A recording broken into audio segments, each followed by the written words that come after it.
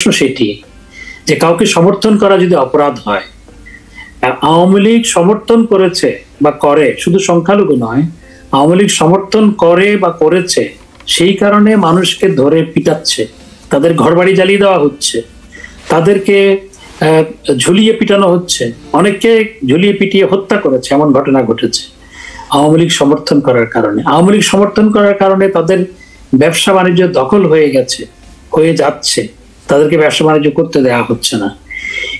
এই ধরনের এগুলো তো যে সমস্ত দেশে আপনার লিবিয়া, তারপর আফগানিস্তানও এরকম হচ্ছে কিনা আমার জানা নেই। আসলে এই ধরনের ঘটনা পৃথিবীর কোথাও ঘটছে কিনা আমার জানা নেই, যে একটি দল সমর্থন করার কারণে তাদের উপরে এরকম নির্পীড়ন, নির্যাতন।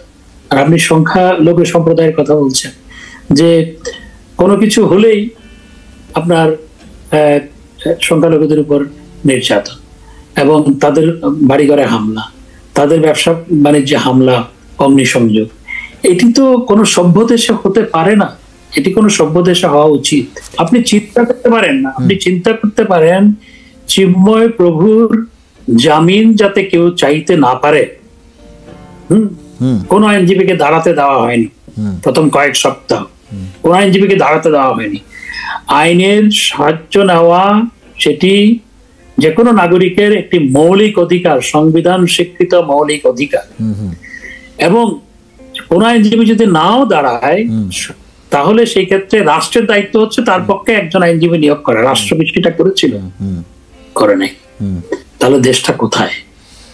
প্রশ্নটা সেখানে। শফিকুল সাহেব বলছিলেন যে আপনাদের আমলে সব থেকে বেশি সংখ্যালঘুরা আক্রান্ত হয়েছে, হিন্দুদের জমি বেশি দখল করেছে আওয়ামী লীগের লোকেরাই। এগুলো সব ডাহা মিথ্যা কথা।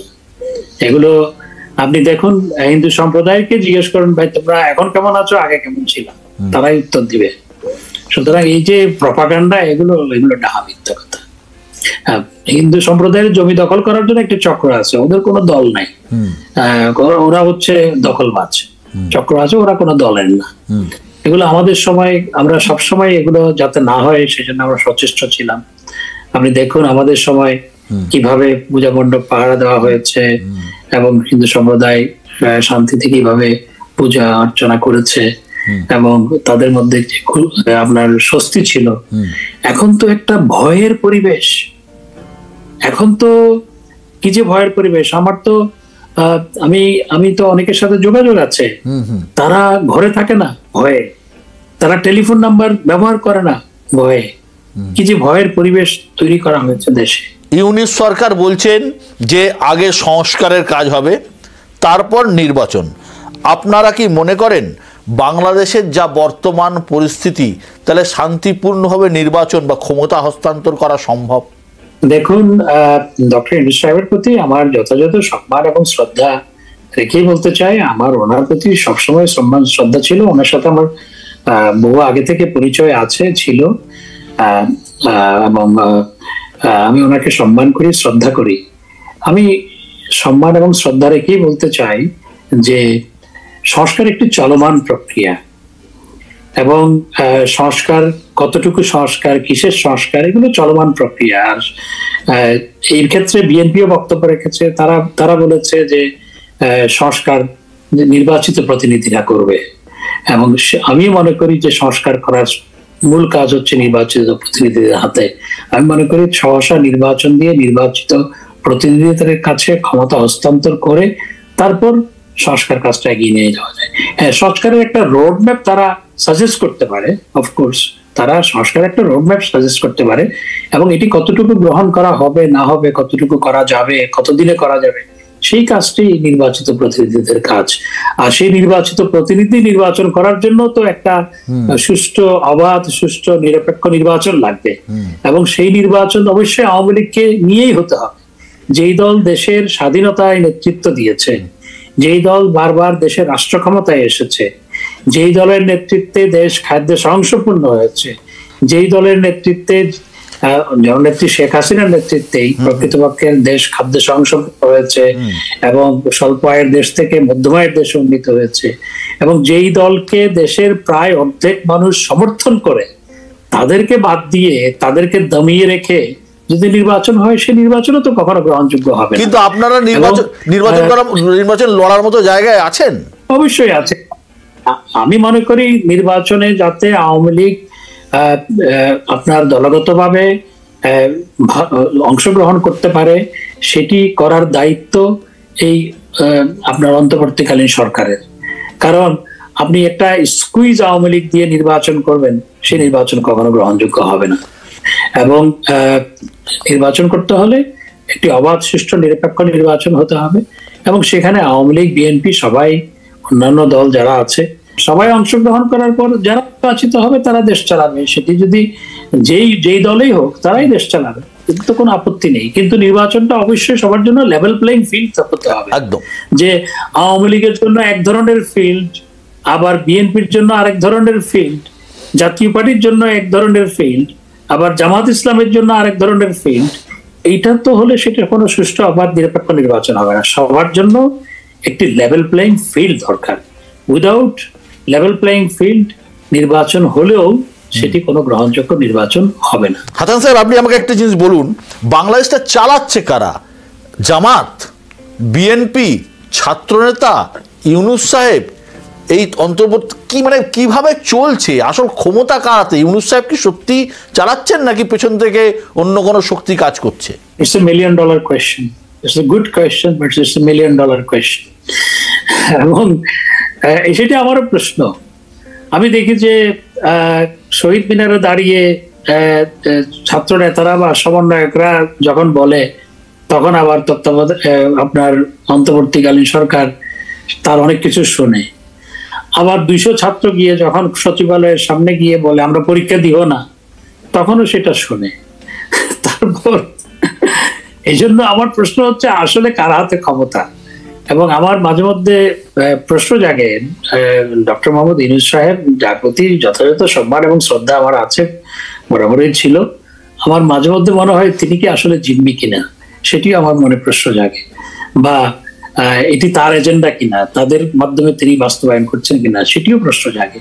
আসলে ক্ষমতাটা কার হাতে, সেটি নানা একটা বড় প্রশ্ন। কদিন আগে একজনের বক্তৃতা শুনছিলাম আমি, যে সামাজিক যোগাযোগ মাধ্যমে বাংলাদেশে বসেই বক্তৃতা দিচ্ছিলেন।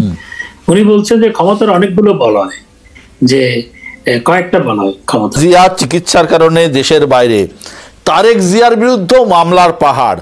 তাহলে মানে ইউনূস তো ফাঁকা মাঠে একা গোল করে যাচ্ছেন না? মাঠ ফাঁকা থাকে না। বেগম জননেত্রী শেখ হাসিনা দেশের বাইরে বলে তার লক্ষ লক্ষ কোটি কোটি সমর্থক, ফলোয়ার দেশে আছে। জননেত্রী শেখ হাসিনাও very much in the country, কারণ জননেত্রী শেখ হাসিনার সাথে সবার সাথে যোগাযোগ আছে। এটি তো 20 বছর আগের দেশ নয়। 20 বছর আগে আপনার পক্ষে সম্ভব ছিল না সবার সাথে কমিউনিকেট করা। এখন তার পক্ষে কমিউনিকেট করা খুবই সহজ সম্ভব, এবং সবার সাথে উনি কথা বলেন, অনেকের সাথে কথা হয়, আপনারা দেখতেও পান মাঝে মধ্যে এগুলো লিক হয়। বেগম খালেদা জিয়া চলে গেল, তার দল তো আছে, তার দলের নেতৃবৃন্দ আছে, এবং তারেক রহমান তো গত 17 বছর ধরেই, 17-18 বছর ধরেই দেশের বাইরে থেকেই তো তিনি তার দলকে নেতৃত্ব দিয়ে যাচ্ছেন। সুতরাং জননেত্রী শেখ হাসিনা দেশের বাইরে, বেগম খালেদা জিয়া চিকিৎসার জন্য বাইরে গেছেন, তারেক রহমান দেশের বাইরে। এই জন্য খুব পুলকিত হওয়ার কোনো কারণ অর্থাৎ যারা এখন দেশ চালাচ্ছে তাদের খুব পুলকিত হওয়ার কোনো কারণ আমি দেখি না। কারণ যখন রিক্সাওয়ালারাও যখন একটা মিছিল করে, তখন বলে যে এই যে স্বৈরাচার ফেরত এসছে রিক্সাওয়ালা হয়ে। যখন নার্সরা মিছিল করে, তখন বলে যে স্বৈরাচার ফেরত এসছে নার্স হয়ে। যখন আপনার মাজারের যারা ভক্ত খাদেন, তারা যখন মিছিল করে, বলে এই স্বৈরাচার ফেরত এসছে আপনার মাজারের খাদেম হয়ে। সুতরাং ওনারা তো সবার মধ্যেই শেখ হাসিনাকে দেখার চেষ্টা করে। কিন্তু আপনার তাদের দুর্নীতির পাহাড় আছে, এবং আপনারাই বাংলাদেশকে অর্থনৈতিকভাবে শেষ করে দিয়েছেন। কোন সরকার যখন বিদায় নেয় আমাদের দেশে, তখন সেই বিদায়ী সরকারের নেতৃবৃন্দের বিরুদ্ধে তাদেরকে ডিসক্রেডিটেড করার একটা উপায় হচ্ছে তাদের বিরুদ্ধে দুর্নীতির অভিযোগ আনা, এবং দুর্নীতি দমন কমিশনকে তাদের বিরুদ্ধে লাগিয়ে দেওয়া, যেটি এখন করা হয়েছে। তো দুর্নীতিতে 5 বার পরপর 5 বার চ্যাম্পিয়ন কখন হয়েছিল? যখন বিএনপি ক্ষমতায় ছিল। আমাদের সময় তো বাংলাদেশ দুর্নীতিতে পরপর 5 বার চ্যাম্পিয়ন হয় নাই। এবং অর্থনীতির অবস্থা বলছেন, অর্থনীতির অবস্থা হচ্ছে এখন আমরা যখন ক্ষমতায় ছিলাম আমাদের গড় প্রবৃদ্ধির হার ছিল প্রায় 7%, 6.5% উপরে 7%। এখন এই অর্থ বছরের প্রথম প্রান্তিকে প্রবৃদ্ধির হার 3%। অর্থনীতি বাংলাদেশ আওয়ামী লীগের নীতির কারণেই বাংলাদেশের ধর্মীয় সংখ্যালঘুদের 98% বাংলাদেশ আওয়ামী লীগকে সমর্থন করে কিংবা ভোট দেয়, কারণ আমাদের সেকুলার পলিটিক্স এর কারণে এবং ঐতিহাসিক ভাবে আমরা আমাদের নেতৃবৃন্দ সেকুলার, সেই সমস্ত কারণে আমাদের পলিসির কারণে আমাদেরকে সংখ্যালঘু, সেটি শুধু হিন্দু সম্প্রদায় নয়, বৌদ্ধ, খ্রিস্টান বা অন্য সংখ্যালঘু যারা আছে তারা আমাদেরকে ভোট দেয়।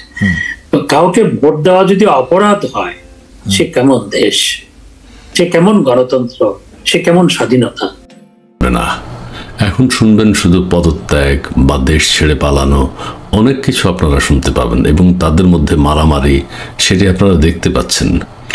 তারা 72-এর সংবিধান বাতিলের মতো একটা সিদ্ধান্ত নিয়েছিল, কিন্তু সেটা কার্যকর হয়নি। এটি মানুষের হৃদয়ে চরম আঘাতের শামিল। তারা 72-এর সংবিধানকে দাফন কবর দিতে চেয়েছিল, এটি তারা সম্ভব করতে পারেনি। তারা মানুষের হৃদয়ে আঘাত দিয়েছে সংবিধান সংস্কার কমিশন নামে একটা কমিশন গঠন করে। বাংলাদেশের নাম পরিবর্তন, বাংলাদেশের সংবিধানের যে 4টে মূলধারা, জাতীয়তাবাদ, গণতন্ত্র, সমাজতন্ত্র এবং ধর্মনিরপেক্ষতা, এগুলা বাদ দিয়ে নতুন করে বাংলাদেশকে পাকিস্তানি কায়দায় সাজাতে চেয়েছিল। তারা এখন দেখতে পাচ্ছেন যে পদত্যাগ করেছে কি, জুলাই স্মৃতি ফাউন্ডেশন থেকে ওই সার্জিস আলম সমন্বয়কের পদত্যাগ। এটি অত্যন্ত স্বাভাবিক ঘটনা। তারা এখন পদত্যাগই করতে থাকবে, তারা এখন বলতে থাকবে আমরা এগুলোতে নেই। তারা সাংবাদিকদের মুখ বন্ধ করেছে, দেশে গণতন্ত্রের চর্চা বন্ধ করেছে, বিভিন্ন চ্যানেলের কথা বলার মুখ বন্ধ করে দিয়েছে, পত্র পত্রিকা এখন স্বাধীনভাবে কথা বলতে পারে না। দেশের অন্যতম ফ্যাসিস্ট বর্তমান ইউনূস সরকার। ইউনূস সাহেব সুইজারল্যান্ড গেছেন, কেউ কেউ বলছেন যে তিনি আর ফিরবেন না, কিন্তু তার দানবীয় শক্তি নিয়ে তিনি দেশে ফিরতে চান। কিন্তু দেশের ভিতরে অনেক ঘটনা ঘটছে যেগুলো আমরা দেখতে পাচ্ছি না। কেউ কেউ চাচ্ছেন ইউনূস সরকারের পতন, কেউ কেউ চাচ্ছেন নতুন তত্ত্বাবধায়ক সরকারের মাধ্যমে দেশে আগাম নির্বাচন, এবং নির্বাচন ছাড়া এই দেশের আর শান্তি শৃঙ্খলা ফেরবার কোনো সম্ভাবনা নেই। কাজেই এই সরকারের উচিত হবে অথবা নতুন করে হোক কোনোভাবে একটা তত্ত্বাবধায়ক সরকার গঠন করে দেশে একটা সাধারণ নির্বাচন অনুষ্ঠিত করা, এবং তার মাধ্যমে দেশে একটা গণতান্ত্রিক পরিবেশ তৈরি হবে, জনগণের হাতে ক্ষমতা যাবে, রাষ্ট্র পরিচালনা করবে রাজনৈতিক দল, এবং সেই রাজনৈতিক দল দেশের অন্যান্য সংস্কার যদি প্রয়োজন হয় সেগুলো করবে। বাংলাদেশ এখন পুরোপুরি রাজনীতি বিপর্জিত একটা অশান্ত, অসুস্থ দেশ হিসেবে সারা বিশ্বে পরিচিতি পাচ্ছে। বাংলাদেশের অর্থনৈতিক মেরুদণ্ড ভেঙে গেছে, মানুষের কেনাকাটার ক্ষমতা শেষ হয়ে গেছে, সাধারণ মানুষ নিদারুণ কষ্টে আছে। এইসব কষ্টের কথা ভেবে এই সরকারের যারা উপদেষ্টা আছেন, প্রধান উপদেষ্টা আছেন, তাদের উচিত দেশ ত্যাগ করা, ক্ষমতা ত্যাগ করা, জনগণের হাতে ক্ষমতা ছেড়ে দেয়া। উপদেষ্টা মণ্ডলীর কেউ কেউ এখন বলছেন, উপদেষ্টা মণ্ডলীর সদস্যরা যে জোর গলায় এখন কথা বলছেন, এটা কিন্তু তাদের শক্তি নেই কথা বলার, কিন্তু তারপরেও যেহেতু ক্ষমতায় আছেন, যেহেতু রাষ্ট্র পরিচালনার দায়িত্বে এখন আছেন, তারা মুখ থেকে জোরালো শব্দ উচ্চারণ করছেন, কিন্তু অন্তর থেকে কথাগুলো বেরোচ্ছে না, কারণ তারাও ভয়ে আছে যে আমাদেরকেও তো এই দেশে থাকতে হবে অথবা দেশ ত্যাগ করতে হবে। উপদেষ্টা হয়ে আমরা কি করলাম? উপদেষ্টা হয়ে নিজেকে কলঙ্কিত করলাম, এবং এই উপদেষ্টা যারা হয়েছে তাদের যে কি অবস্থা হবে সেটা জাতি আর সেটা তারা নিজেরাও ভেবে পাচ্ছেন না। কাজেই যে কোনো মুহূর্তে এই সরকারের পদত্যাগ, যে কোনো মুহূর্তে নতুন তত্ত্বাবধায়ক সরকার, যে কোনো মুহূর্তে আমাদের দেশের একটা সাধারণ নির্বাচনের ঘোষণা আমরা দেখতে পাব, এবং সেটি অচিরেই এবং এই বছরের মধ্যে। প্রিয় দর্শক, সবাই ভালো থাকবেন, সুস্থ থাকবেন। তার আগে আরেকটা কথা বলি, কথা আর শেষ হয় না। এই যে হাসনাত আবদুল্লাহ, সার্জিস আলম, এরা দেশে একটা অশান্তি সৃষ্টি করবার জন্য যথেষ্ট। এদের নিজেদের মধ্যে হানাহানি মারামারির একটাই কারণ, সেটি মনে রাখবেন, আপনারাও সবাই বুঝেন, অর্থনৈতিক দ্বন্দ্ব অথবা ক্ষমতার দ্বন্দ্ব।